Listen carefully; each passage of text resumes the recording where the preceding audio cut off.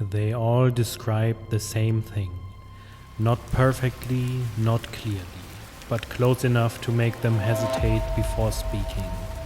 Tall, standing just beyond the road where the light fades into trees, watching without moving as if it had been there for a long time. And the eyes reflected red in the dark, not glowing, just catching light in a way that did not feel right. It appeared again and then again, always at night, always near the road. In the weeks before the bridge collapsed, before 46 people fell into the river below.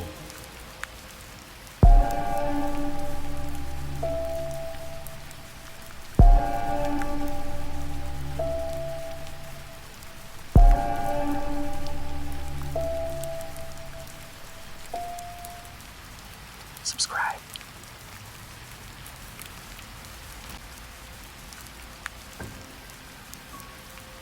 Point Pleasant, West Virginia, a town that did not expect to be remembered. Small streets, familiar faces, evenings that ended quietly without interruption. November 1966. Two young couples drive out beyond the edge of town. No reason beyond boredom, the kind that comes with routine. They pass the last houses. Streetlights thin out. The road narrows into something less certain. Ahead, the remains of an old industrial site. Concrete structures left to decay. Windows broken long ago. People avoided the area, not out of fear exactly, more out of habit. There was nothing there, nothing worth seeing. The car slows. At first, no one understands why. Then someone leans forward, looking past the windshield. There is something by the road, not moving. It stands where the gravel meets the dark field beyond, just far enough to be unclear, just close enough to be wrong. The driver keeps the headlights fixed on it. The shape does not react. No flinch, no step back. It remains. Too tall to be a man standing casually. Too narrow to be anything familiar. Silence fills the car. Then the eyes catch the light. Not shining, reflecting. Red like something seen through glass. No one suggests getting closer. The engine idles. No one speaks.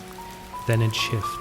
A movement that feels delayed, as if it decided to move only after being seen. The driver presses the accelerator, the car pulls away, and something follows. The report is given that same night, voices unsteady, details repeated carefully as if precision might make it less real. Police listen, write it down. A large bird, someone suggests, something startled near the road. It is easier that way. But the description doesn't settle. Too upright and too deliberate. Within days, another report surfaces. A man driving alone. Same stretch of road. He slows for no reason he can explain. Then he sees it. Closer this time. Wings folded against its back or something shaped like them. Not spread, not used, just there. He does not stop. Later he says the feeling stayed longer than the image, that something about it lingered after he was gone. Then more voices. A woman claims it stood near her yard, watching the house from a distance that felt chosen. A contractor says it rose above his vehicle without a sound. No wind, no force, just elevation. The stories do not match perfectly, but they overlap in ways that matter. Height, stillness, and eyes that catch light in the dark. The town changes in small ways. Doors lock earlier, curtains close without being asked. People begin to look into the dark before stepping outside. No one says why. They do not need to. The idea has already settled. Something is there, not always visible, but present enough to be expected. December 15th, 1967. The day moves like any other. Cold air settles over the river. Traffic builds toward evening. The silver bridge carries it all without complaint. Cars line up along its narrow frame, steel holding weight it has carried for years. People think about home, about dinner, about nothing that matters beyond the hour. Then something fades. No warning that anyone understands. A single point gives way. Not loudly, not dramatically, just enough. The structure shifts. Weight redistributes in a way it was never meant to. Then more failures follow. Not in a sequence anyone can track. Not in time anyone can react to. The bridge folds. Steel collapses into itself. Cars tilt, then fall. The river receives everything at once. Sound disappears under impact, and then silence. 46 people do not return. The town stops moving. Search crews work through water and wreckage.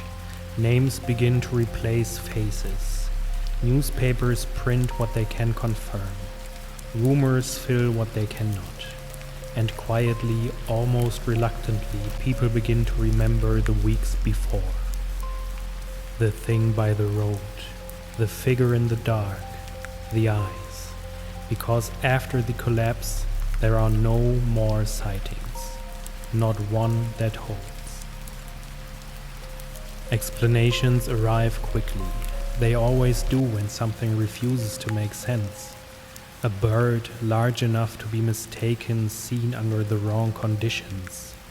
Memory shaped by fear. Stories aligning after the fact.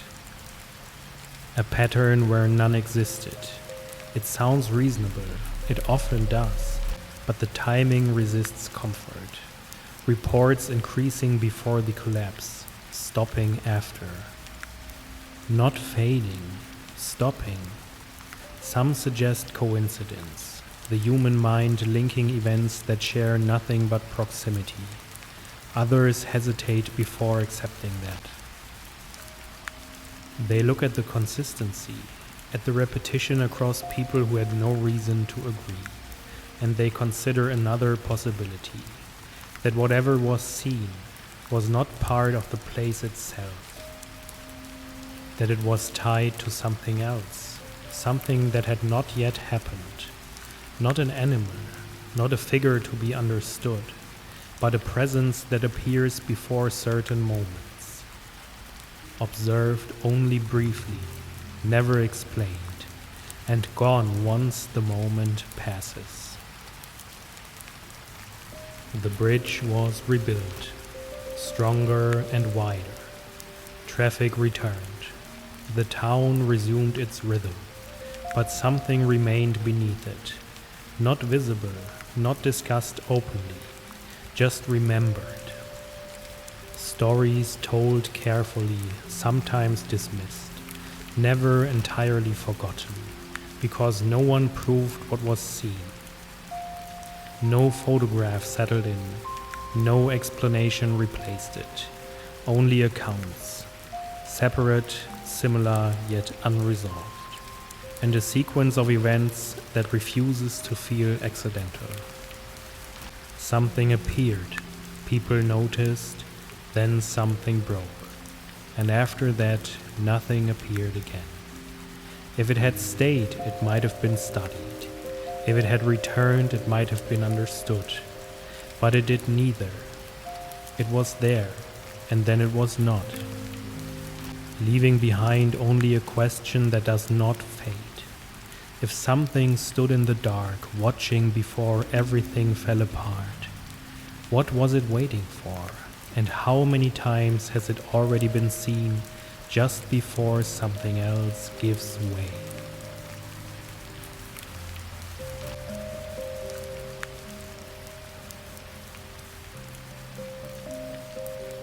Like and subscribe.